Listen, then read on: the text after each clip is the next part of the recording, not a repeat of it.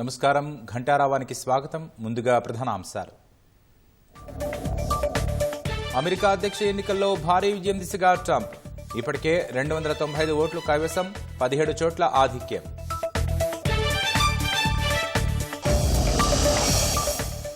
ఓటమిని అంగీకరించిన కమలా హ్యారిస్. దేశాన్ని ఐక్యంగా ముందుకు తీసుకెళ్లాల్సిన అవసరముందని స్పష్టీకరణ.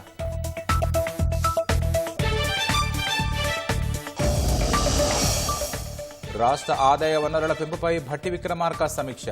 నిర్దేశించుకున్న లక్ష్యాన్ని ప్రతి శాఖ చేరుకోవాలని దిశానిర్దేశం.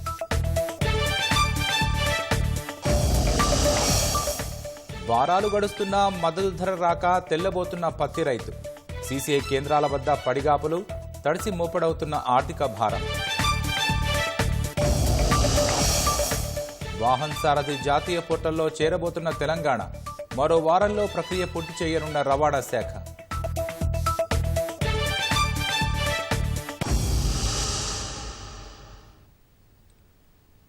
అమెరికా అధ్యక్ష ఎన్నికల్లో రిపబ్లికన్ పార్టీ ప్రభంజనం దిశగా సాగుతోంది. ఆ పార్టీ అభ్యర్థి డొనాల్డ్ ట్రంప్ భారీ విజయం నమోదు చేయనున్నారు. అధ్యక్ష పగ్గాలు చేపట్టేందుకు 270 ఎలక్టోరల్ ఓట్లు అవసరం కాగా ఇప్పటికే ఆయన 295 ఓట్లు కైవసం చేసుకున్నారు. స్వింగ్ రాష్ట్రాలైన నెవడా, అరిజోనాలో ఇంకా ఫలితాలు వెలువడాల్సి ఉంది. అక్కడ 17 ఎలక్టోరల్ ఓట్లు ఉండగా ట్రంపే ఆధిక్యంలో కొనసాగుతున్నారు. డెమోక్రాటిక్ అభ్యర్థి కమలా హ్యారిస్ 226 ఎలక్టోరల్ ఓట్లకే పరిమితమయ్యారు. మరోవైపు సెనెట్ ప్రతినిధుల సభలోనూ రిపబ్లికన్ పార్టీ స్పష్టమైన మెజార్టీ సాధించే దిశలో పయనిస్తోంది. అమెరికాకు పూర్వవైభవం తెస్తానన్న నినాదంతో అధ్యక్ష ఎన్నికల బరిలో దిగిన రిపబ్లికన్ పార్టీ అభ్యర్థి మాజీ అధ్యక్షుడు డొనాల్డ్ ట్రంప్నకు ఆ దేశ ప్రజలు పట్టం కట్టారు. మొత్తం 538 ఎలక్టోరల్ ఓట్లకు గాను ఇప్పటి వరకు 28 రాష్ట్రాల్లో 295 ఎలక్టోరల్ ఓట్లు గెలిచిన ట్రంప్ ఫలితాలు వెలువడాల్సి ఉన్న మరో 2 స్వింగ్ రాష్ట్రాల్లోనూ ఆధిక్యంలో ఉన్నారు. 17 ఎలక్టోరల్ ఓట్లు ఉన్న ఆ 2 రాష్ట్రాల ఫలితాలు వెల్లడైతే ట్రంప్ ఎలక్టోరల్ ఓట్ల సంఖ్య 312కు పెరగనుంది. డెమోక్రాట్ల అభ్యర్థి ఉపాధ్యక్షురాలు కమలా హ్యారిస్ 20 రాష్ట్రాల్లో గెలవగా ఆమెకు 226 ఓట్లే వచ్చాయి. పాపులర్ ఓట్ల పరంగా హ్యారిస్పై ట్రంప్ స్పష్టమైన ఆధిపత్యం ప్రదర్శించారు. ఇప్పటి వరకు ఆయనకు 7,23 లక్షలకు పైగా ఓట్లు రాగా కమలా హ్యారిస్కు 6,76 లక్షలకు పైగా ఓట్లు వచ్చాయి. ట్రంప్ సుమారు 51% ఓట్లు దక్కించుకోగా హ్యారిస్ 47.6%కే పరిమితమయ్యారు.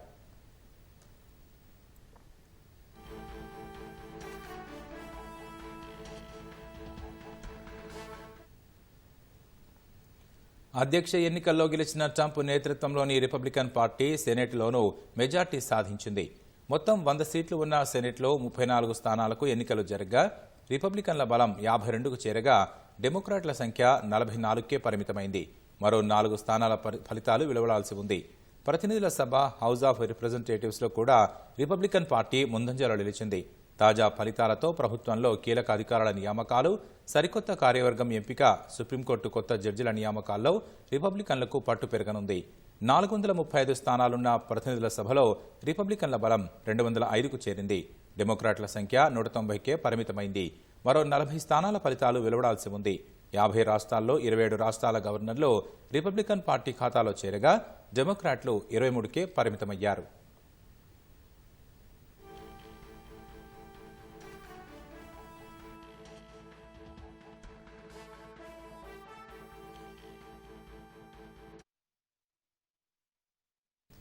ఎన్నికల్లో జయభేరి మోగించిన ట్రంప్నకు అధ్యక్షుడు బైడెన్, ఉపాధ్యక్షురాలు కమలా హ్యారిస్ ఫోన్ చేసి శుభాకాంక్షలు తెలిపారు. అధికార మార్పిడికి సహకరిస్తామని హామీ ఇచ్చారు. అమెరికాను ఐక్యంగా ముందుకు తీసుకెళ్లాల్సిన అవసరముందని హ్యారిస్ గుర్తు చేశారని ఆమె ప్రతినిధి తెలిపారు. అనంతరం ఓటమిని అంగీకరిస్తూ హార్వర్డ్ యూనివర్సిటీలో తన మద్దతుదారులను ఉద్దేశించి ప్రసంగించిన కమలా హ్యారిస్ అమెరికా ప్రజలకు స్వేచ్ఛ, అవకాశాలు, గౌరవం కోసం తన పోరాటం ఆగదని హామీ ఇచ్చారు.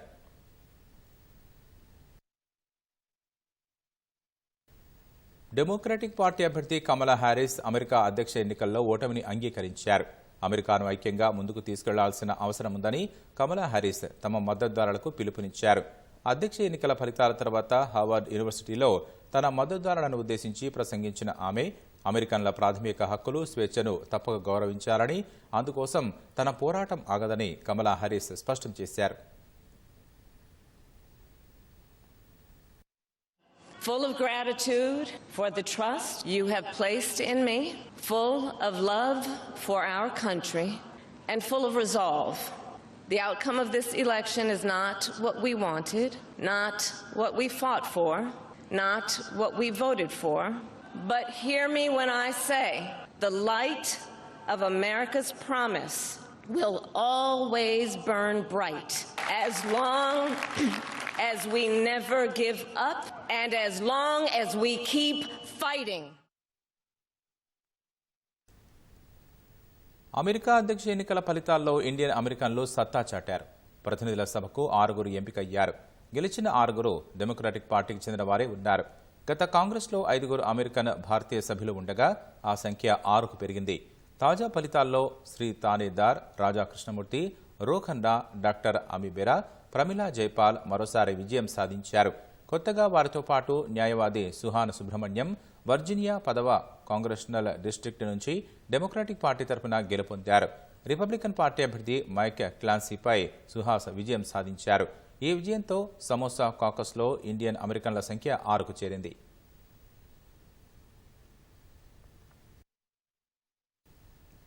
రెండోసారి అమెరికాకు అధ్యక్షుడిగా ఎన్నికైన నేపథ్యంలో డొనాల్డ్ ట్రంప్పై కేసుల వ్యవహారం ఆసక్తికరంగా మారింది. అధ్యక్షుడిగా ట్రంప్నకు ఉన్న విచక్షణ అధికారాలు ఉపయోగించి ఫెడరల్ కేసుల నుంచి ఆయన బయటపడే అవకాశం ఉంది. గత ఎన్నికల తర్వాత వరుసగా ఆయన అనేక కేసులు ఎదుర్కొన్నారు. వీటిలో కొన్ని క్రిమినల్ కేసులు కాగా మరికొన్ని సివిల్ కేసులు ఉన్నాయి.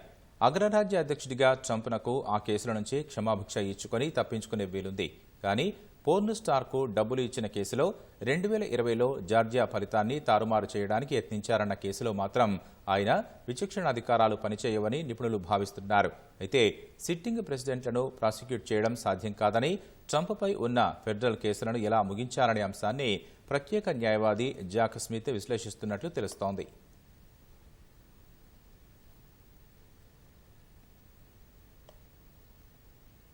అమెరికా అధ్యక్ష ఎన్నికల్లో ట్రంప్ రెండోసారి విజయం సాధించడానికి అనేక అంశాలు దోహదం చేశాయి. ముఖ్యంగా బైడెన్ హయాంలో పెరిగిన అక్రమ వలసలు, ఆర్థిక వ్యవస్థ బలహీనంగా మారడం, పెరిగిన ధరలు, పశ్చిమాసియాలో ఉద్రిక్తతలు వంటి కీలక అంశాలు ట్రంప్ గెలుపునకు బాటలు పరిచాయి. చెక్కుచెదరని ప్రజాదరణ కూడా ట్రంప్ విజయానికి దోహదం చేసింది.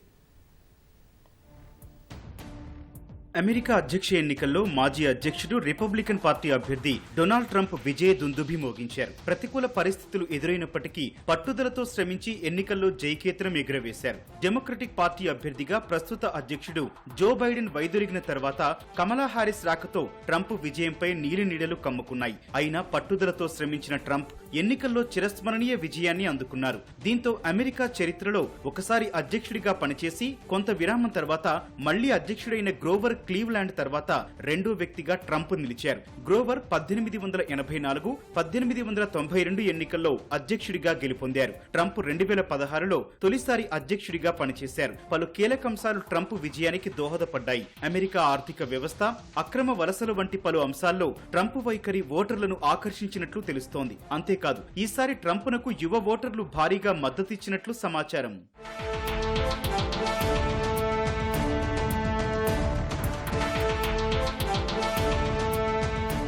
అమెరికా అధ్యక్ష ఎన్నికల్లో ఆ దేశ ఆర్థిక వ్యవస్థ ప్రధాన సమస్యగా ఉంది. చాలా మంది అమెరికన్లు అధిక ధరలతో సతమతమయ్యారు. 4 1 వంతు అమెరికన్లు మాత్రమే దేశ ప్రస్తుత పరిస్థితులతో సంతృప్తిగా ఉన్నారు. 3 మంది ఆర్థిక రంగంపై పెదవి విరిచినట్లు ఓ నివేదికలో తేలింది. ఆర్థిక వ్యవస్థ అంశంలో బైడెన్ ప్రభుత్వంపై అమెరికన్లలో కొంత వ్యతిరేకత ఉంది. అధ్యక్షుడు జో బైడెన్ ఆమోదం రేటింగ్ జాతీయ స్థాయిలో పడిపోయింది. 10 మంది ఓటర్లలో 4 మాత్రమే ఆయన పనితీరును ఆమోదించారు. ఇది ట్రంప్నకు కొంత అనుకూలంగా మారింది. బలహీనంగా మారిన ఆర్థిక వ్యవస్థను ట్రంప్ గాడిన పెట్టగలరని చాలా మంది ఓటర్లు బలంగా నమ్మారు.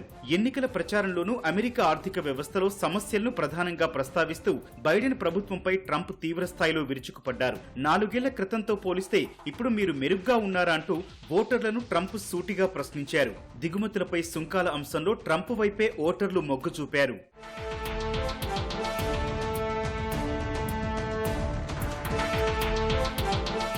వలస విధానం విషయంలో ట్రంప్పై సానుకూలత ఉంది. ఆయన వలస సమస్యలను సమర్థంగా పరిష్కరించగలరని మెజారిటీ ఓటర్లు బలంగా నమ్మారు. తాను అధికారంలోకి వస్తే అక్రమంగా వలస వచ్చిన వారిని వెనక్కి పంపుతానని ట్రంప్ విస్పష్టంగా ప్రకటనలు చేయడం ఆయనకు సానుకూలంగా మారింది. మొత్తం వలస విధానాన్ని మారుస్తానని ట్రంప్ పలు ప్రచారాల్లో తేల్చి చెప్పడంతో శ్వేతజాతి ఓటర్లలో మద్దతు పెరిగింది. అక్రమంగా అమెరికాలో నివసిస్తున్న వారికి జన్మించిన పిల్లలకు ఉన్న జనన హక్కు విధానాన్ని సమీక్షిస్తానని ట్రంప్ హామీ ఇచ్చారు. శరణార్థి విధానాలను సమీక్షిస్తానని చెప్పడం వంటివి ఓటర్లను ఆకర్షించాయి. ప్రపంచంలోనే అత్యంత భారీ డీపోర్టేషన్ చేపడతారన్న ట్రంప్ వాగ్దానానికి భారీ స్థాయిలో మద్దతు వచ్చింది. అటు బైడెన్ హయాంలో సరిహద్దుల్లో అక్రమ వలసలు రికార్డు స్థాయికి చేరుకున్న నేపథ్యంలో ఈ విషయంలో ఓటర్లు ట్రంప్నే ఎక్కువగా విశ్వసిస్తున్నట్లు పోల్స్ కూడా చెప్పాయి.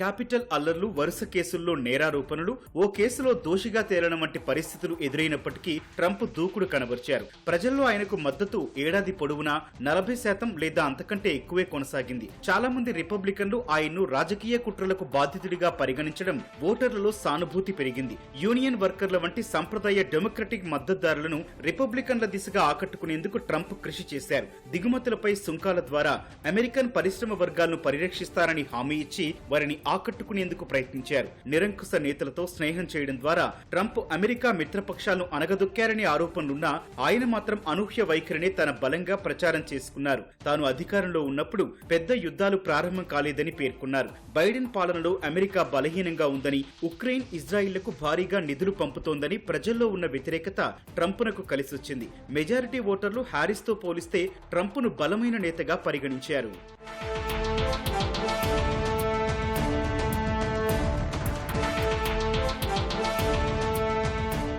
ఇజ్రాయిల్ హమాస్ యుద్ధంలో బైడెన్ ప్రభుత్వ విధానాల వల్ల అమెరికాలోని ముస్లిం ఓటర్లలో తీవ్ర వ్యతిరేకత ఏర్పడింది. ఇది ట్రంప్నకు అనుకూలంగా మారింది. ఇజ్రాయిల్ విషయంలో బైడెన్, హారిస్ ద్వయం విధానాల మూలంగా 40,000 మంది పాలస్తీనీలు హతమయ్యారని అమెరికాలో స్థిరపడిన అరబ్బులు భావిస్తున్నారు. సాధారణంగా ప్రవాసులంతా డెమోక్రటిక్ పార్టీకి ఓటు వేసేవారే. కానీ డెమోక్రట్లు పశ్చిమాసియాలో అనుసరించిన విధానాల కారణంగా ప్రవాస అరబ్బులకు వారిపై తీవ్ర వ్యతిరేకత ఏర్పడింది. ఇది ట్రంప్నకు లాభం చేకూర్చింది. అమెరికా తలరాతను నిర్ణయించే స్వింగ్ స్టేట్స్ లో ఒకటైన మిషిగన్ లో అధిక సంఖ్యలో అమెరికన్ ముస్లిం ఓటర్లు ఉన్నారు. వీరి ఓట్లే మిషిగన్ లో ట్రంప్నకు విజయాన్ని కట్టబెట్టాయి. అరబ్, ఇజ్రాయిల్ పరిణామాలు పెన్సిల్వేనియాలోనూ ప్రభావం చూపాయి. అక్కడ ట్రంప్ వైపే ఓటర్లు మొగ్గు చూపారు.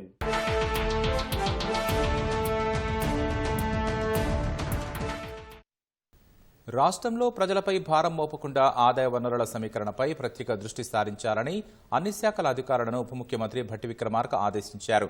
నిర్దేశించుకున్న లక్ష్య సాధనకు ప్రతి ఒక్క శాఖ చేరుకోవాలని స్పష్టం చేశారు. రాష్ట్ర ప్రజలకు ఇసుకను సమృద్ధిగా అందుబాటులో ఉండేట్లు చూడాలని భట్టి విక్రమార్క మైనింగ్ అధికారులను ఆదేశించారు. పన్నుల ఎగవేతదారుల పట్ల అప్రమత్తంగా ఉండాలని అధికారులకు సూచించారు. రాష్ట్రంలో ప్రభుత్వానికి ఆదాయాన్ని సమకూర్చే ప్రభుత్వ శాఖల ఉన్నతాధికారులతో ఉప ముఖ్యమంత్రి భట్టి విక్రమార్క సమావేశమయ్యారు. ప్రజాభవన్లో జరిగిన సమీక్షకు వాణిజ్య పన్నుల శాఖ, రవాణా శాఖ, స్టాంపులు, రిజిస్ట్రేషన్, జీఎండీసీ, ఎక్సైజ్ తదితర శాఖలకు చెందిన ఉన్నతాధికారులు హాజరయ్యారు. శాఖల వారీగా సాధించిన పురోగతి వివరాలు, రెవెన్యూ మొబిలైజేషన్ కోసం శాఖల వారీగా రూపొందించిన ప్రణాళికల్ని పవర్ పాయింట్ ప్రెజెంటేషన్ ద్వారా అధికారులు వివరించారు. 2023-24 ఆర్థిక సంవత్సరం మొదటి 7 నెలల్లో వచ్చిన ఆదాయాన్ని, ఈ ఆర్థిక సంవత్సరం ఇదే సమయంలో వచ్చిన ఆదాయాన్ని బేరీజు వేశారు. రవాణా, వాణిజ్య, ఎక్సైజ్, స్టాంపులు, మైనింగ్ శాఖల నుంచి 7 నెలల్లో 2023-24 ఆర్థిక ఏడాదిలో 68,015 కోట్లు రాబడులు రాగా, ఈ ఆర్థిక సంవత్సరం ఇదే సమయంలో 736 కోట్లు ఆదాయం వచ్చినట్లు అధికారులు వివరించారు. గతేడాదితో పోలిస్తే 2,721 కోట్లు అదనంగా వచ్చినట్లు అధికారులు తెలిపారు. 4% పెరుగుదల ఉండటంపై అసంతృప్తి వ్యక్తం చేసినట్లు తెలుస్తోంది.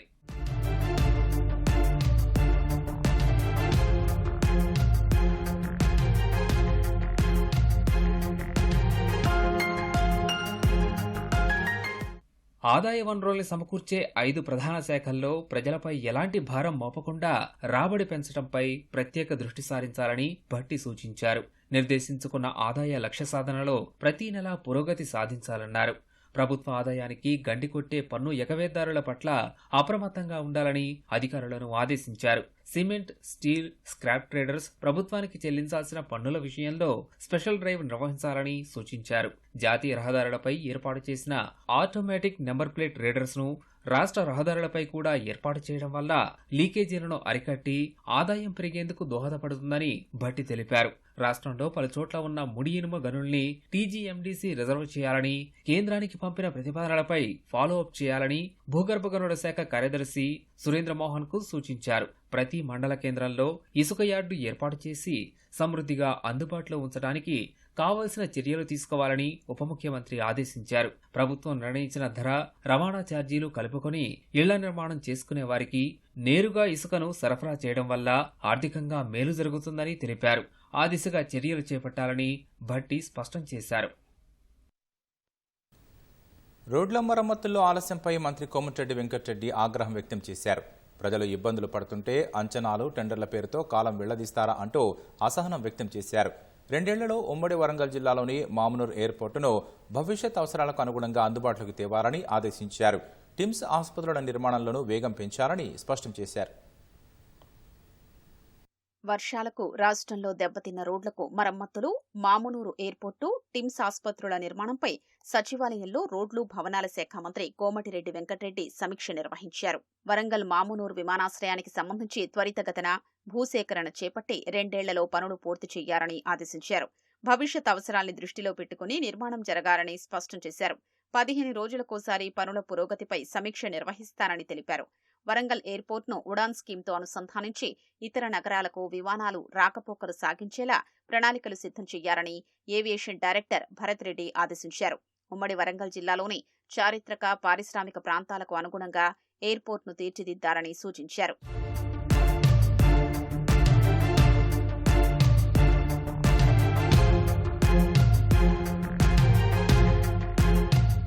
రోడ్ల మరమ్మతుల్లో జరుగుతున్న జాప్యంపై అధికారులపై మంత్రి కోమటిరెడ్డి వెంకటరెడ్డి తీవ్ర ఆగ్రహం వ్యక్తం చేశారు. వర్షాలకు దెబ్బతిన్న రోడ్లపై మరమ్మతులపై అంచనాలు, టెండర్లు అంటూ కాలం వెళ్లదీస్తారా అని అసహనం వ్యక్తం చేశారు. సర్వీస్ రూల్స్ తెచ్చామని, బదిలీలకు అనుమతించామని, అడిగినవన్నీ చేస్తున్నప్పటికీ పనితీరు మాత్రం మెరుగుపడలేదని మండిపడ్డారు. నిద్రమత్తు వీడి ఇకనైనా పనిచేయాలని అధికారులకు స్పష్టం చేశారు. పొరుగు రాష్ట్రాల్లో రోడ్ల మరమ్మతులకు జెట్ ప్యాచ్ వర్క్ మిషన్లు, వెలాసిటీ ప్యాచింగ్ వంటి అధునాతన పద్ధతులు అవలంబిస్తుంటే రాష్ట్రంలో పాత విధానంలో ముందుకెళ్లడం ఏమిటని ప్రశ్నించారు. 500 కోట్లు ఖర్చు చేస్తే 4,000 నుంచి 5,000 కోట్ల విలువ చేసే రోడ్లను రిపేర్ చేయొచ్చని తెలిపారు. పీపీపీ మోడల్ రోడ్లకు సంబంధించి స్పెషల్ చీఫ్ సెక్రటరీ వికాస్ రాజ్ను వివరాలు అడిగారు. ఇప్పటి వరకు 1787.06 కిలోమీటర్లు కలిగిన 20 రోడ్లను గుర్తించామని వికాస్ రాజ్ పేర్కొన్నారు. ప్రజలపై భారం పడకుండా పీపీపీ మోడల్ను తీసుకురావాలని మంత్రి స్పష్టం చేశారు. టిమ్స్ ఆసుపత్రుల నిర్మాణంలో జాప్యం ఎందుకు జరుగుతోందని మంత్రి ఆగ్రహం వ్యక్తం చేశారు. 4 టిమ్స్ ఆసుపత్రుల నిర్మాణంలో ఒక్కదాంట్లో పురోగతిని చూపించలేదన్నారు. నాణ్యతలో రాజీ లేకుండా 2025 జూలై నాటికి టిమ్స్ ఆసుపత్రుల్ని అందుబాటులోకి తేవాలని ఆదేశించారు.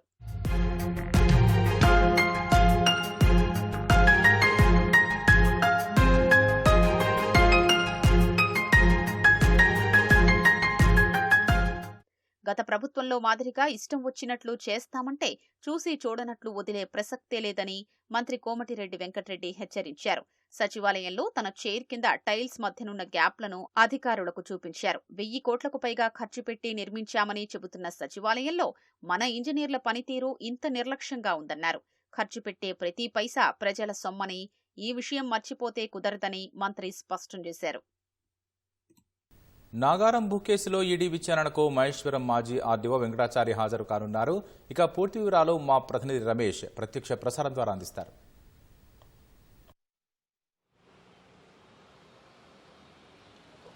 రంగారెడ్డి జిల్లా మహేశ్వరం మండలానికి సంబంధించి నాగారంలో ఉన్న భూ కేసుకు సంబంధించి కూడా ఈరోజు మహేశ్వరం మాజీ ఆర్డీఓ వెంకటాచారి ఈడీ కార్యాలయానికి హాజరు కానున్నారు. అయితే ఈ నేపథ్యంలో ఇప్పటికే ఈ కేసుకు సంబంధించి కూడా ఐఏఎస్ అధికారి అమయ్ కుమార్తో పాటు ఎంఆర్ఓ జ్యోతిని కూడా ఇప్పటికే ఈడీ అధికారులు విచారించిన సంగతి తెలిసింది. అయితే వాళ్ళు ఇచ్చిన విచారణకు సంబంధించి వాంగ్మూలంలో ఇచ్చిన ఆధారంగానే వెంకటాచారికి కూడా ఈడీ అధికారులు సమన్లు జారీ చేయడం జరిగింది. సర్వే నెంబర్ 181లో ఉన్న 42 ఎకరాల భూ భూమికి సంబంధించి కూడా అవి అక్రమంకి సంబంధించి కూడా నకిలీ పత్రాలు సృష్టించి తర్వాత ఇతరులకు రిజిస్టర్ చేశారని చెప్పి ఒక ఆరోపణతో కూడా గత ఏడాది మార్చిన మహేశ్వరం పోలీస్ స్టేషన్లో కేసు అయితే నమోదు చేయడం జరిగింది. దానిలో ఆ కేసులో భాగంగానే A3గా ఉన్న MRO జ్యోతి స్టేట్మెంట్ కూడా ఇటు పోలీసులతో పాటు తర్వాత ఈడీ అధికారులు స్టేట్మెంట్ కూడా రికార్డ్ చేయడం జరిగింది. జ్యోతి ఇచ్చిన స్టేట్మెంట్తోనే IAS అధికారిని అమయ్ కుమార్ని కూడా ఈడీ అధికారులు విచారించడం జరిగింది. 2 రోజుల పాటు అదే మొదటి రోజు దాదాపు 9 గంటల పాటు విచారించగా రెండో రోజు కూడా దాదాపు 7 రోజుల పాటు కూడా సుదీర్ఘంగా అమయ్ కుమార్ అయితే విచారించడం జరిగింది. ఈ కేసుకు సంబంధించి కూడా కొంతవరకు డాక్యుమెంట్లతో పాటు అతనికి సంబంధించిన వివరాలను కూడా తీసుకురావాలని చెప్పి కూడా ఈడీ అధికారులు కూడా వివరణ కలిగినట్టు తెలిసింది. అయితే దీంట్లో అమయ్ కుమార్ ఇచ్చిన ఆధారంగా మరొకసారి మాజీ ఆర్డీఓకి సంబంధించి వెంకటాచారిని కూడా సమన్లు జారీ చేసి ఈరోజు ఈడీ కార్యాలయానికి విచారణకు హాజరు కావాలని చెప్పి కూడా అధికారులు అయితే ఆదేశించడం నోటీసులో పేర్కొనడం జరిగింది. మరి కాసేపట్లో కూడా అతను వెంకటాచారి ఈడీ కార్యాలయానికి వచ్చి కేసుకు సంబంధించి కూడా స్టేట్మెంట్ కూడా ఇచ్చే అవకాశం ఉంది. కానీ ఇప్పటికే ఈ కేసులో ఇంకా వివరాలు కూడా ఈడీ అధికారులు అయితే ఇప్పటికే ఇంకా కొన్ని వివరాలు కూడా ఇప్పటికే క్షేత్రాలకు సంబంధించి కూడా అధికారుల నుంచి కూడా వాంగ్మూలం అయితే రికార్డ్ చేయడం జరిగింది. దాని ఆధారంగా కూడా ఎవరికి పత్రాలకు సంబంధించి కూడా నకిలీగా సృష్టించి ఎవరికి విక్రయించారు, తర్వాత ఎవరి పేరు మీద కూడా రిజిస్ట్రేషన్ చేశారని దాని మీద కూడా ఈడీ అధికారులు ప్రత్యేకంగా దృష్టి పెడుతున్నారు. అయితే ఈ అమయ్ కుమార్కి సంబంధించి కూడా అనేక ఆరోపణలు ఉన్నప్పటికీ అనేక మంది బాధితులు కూడా ఈడీ కార్యాలయానికి వచ్చి తర్వాత ఇక్కడ వారి భూములను కూడా కోల్పోయాయని చెప్పి కూడా ఈ బాధితులు ఈడీ అధికారులకు అయితే ఫిర్యాదు ఇవ్వడం జరిగింది. ఆ ఫిర్యాదుకు సంబంధించి కూడా అధికారులు వారికి సంబంధించి ఎవరైతే ఫిర్యాదు రావడం జరిగిందో ఆ శాఖ కూడా బదిలీ చేసే అవకాశం ఉంది. కానీ ఈ కేసులో మరి ఆర్డీఓ వెంకటాచారికి సంబంధించి ఎలాంటి వివరణ ఇవ్వబోతున్నారు, తర్వాత తనకు సంబంధించిన ఆ సమయంలో మహేశ్వరంలోనే ఆర్డీఓ చేసిన సమయంలో కేవలం నాగరంలోని ఈ భూమికి సంబంధించిన అయితే పర్టికులర్గా ఈడీ అధికారులు అయితే వివరణ కోరే అవకాశాలు అయితే కనపడుతున్నాయి. ఓటు స్టూడియో. తెలంగాణ స్పోర్ట్స్ అథారిటీ ఆధ్వర్యంలో sports policy, sports hub, CM cup నిర్వహణపై చర్చించారు. స్పోర్ట్స్ అథారిటీ చైర్మన్ శివసేనారెడ్డి నేతృత్వంలో జరిగిన ఈ భేటీలో రాష్ట్ర ప్రభుత్వ క్రీడా శాఖ అధికారులు, తెలంగాణ స్పోర్ట్స్ అథారిటీ అధికారులు, స్టేడియం అడ్మినిస్ట్రేటర్లు, ద్రోణాచారి అర్జున అవార్డు గ్రహీతలు, ఒలింపిక్ అసోసియేషన్ ప్రతినిధులు, వివిధ క్రీడా సంఘాల ప్రతినిధులు పాల్గొన్నారు. స్పోర్ట్స్ యూనివర్సిటీలో ఏ విభాగాలు ఏర్పాటు చేయబోతున్నారో, ఏ కోర్సులు అందుబాటులోకి తీసుకువస్తున్నారనే అంశంపై చర్చించినట్లు శివసేనారెడ్డి తెలిపారు. ఈ కార్యక్రమంలో పీసీసీ అధ్యక్షులు మహేష్ కుమార్ గౌడ్ పాల్గొని పలు సూచనలు చేశారు.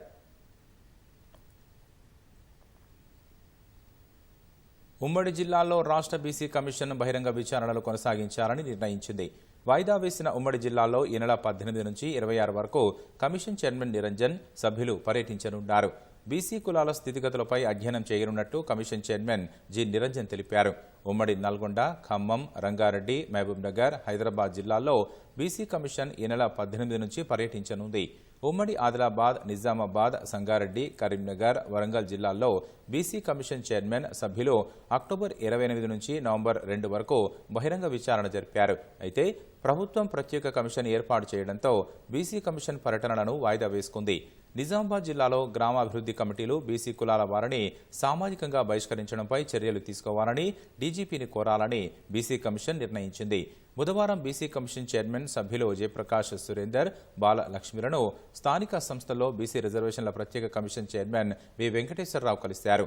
బీసీ కమిషన్ సేకరించిన వివరాలను డెడికేటెడ్తో పంచుకోవాలని, 2 కమిషన్లు కలిసి పనిచేయాలని నిర్ణయించారు. వాణిజ్య రవాణా వాహన డ్రైవర్లకు ఉపశమనం కలిగించేలా సుప్రీంకోర్టు కీలక తీర్పు వెలువరించింది.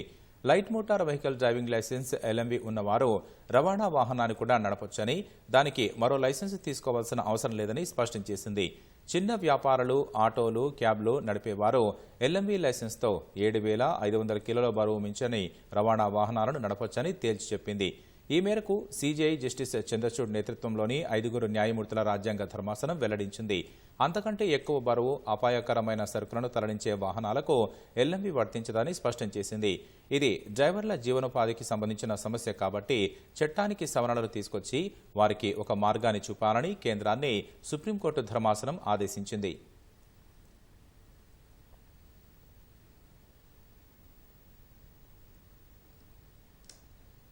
మన రాష్ట్రం వాహన సారథి జాతీయ పోర్టల్లో చేరుతోంది.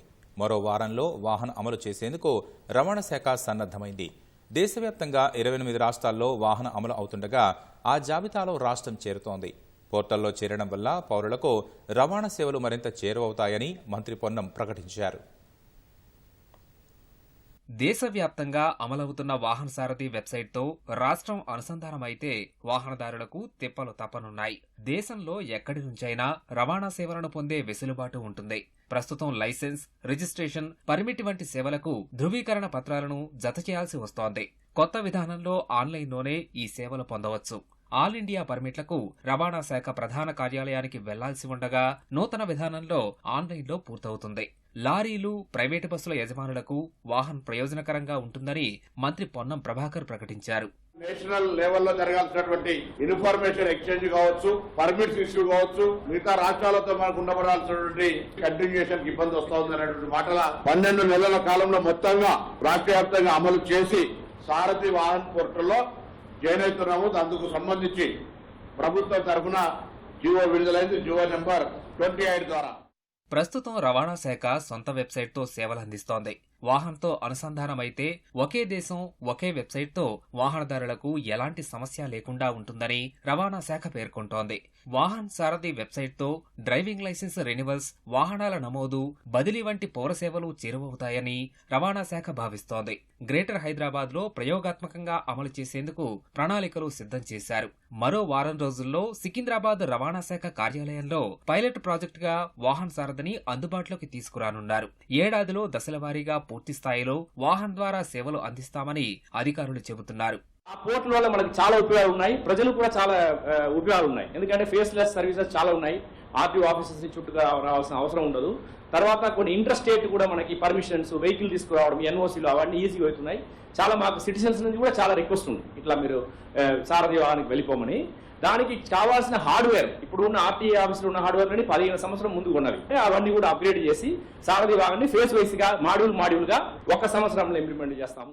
దేశంలోని 28 రాష్ట్రాలు వాహనాల వివరాలను వాహన్లో నమోదు చేశాయి. మన రాష్ట్రం వాహన్లో చేరుతుండగా మొత్తం వాహనాల సమాచారాన్ని వెబ్సైట్లో నిక్షిప్తం చేయనున్నారు. తద్వారా వాహనం కొనుగోలు చేసిన వెంటనే షోరూంలోనే శాశ్వత రిజిస్ట్రేషన్ పూర్తవుతుంది. ప్రస్తుతం ఆటోమొబైల్ డీలర్లు తాత్కాలిక రిజిస్ట్రేషన్ పత్రాలను ఇస్తే ఆర్టీఏ అధికారులు శాశ్వత రిజిస్ట్రేషన్ చేస్తున్నారు.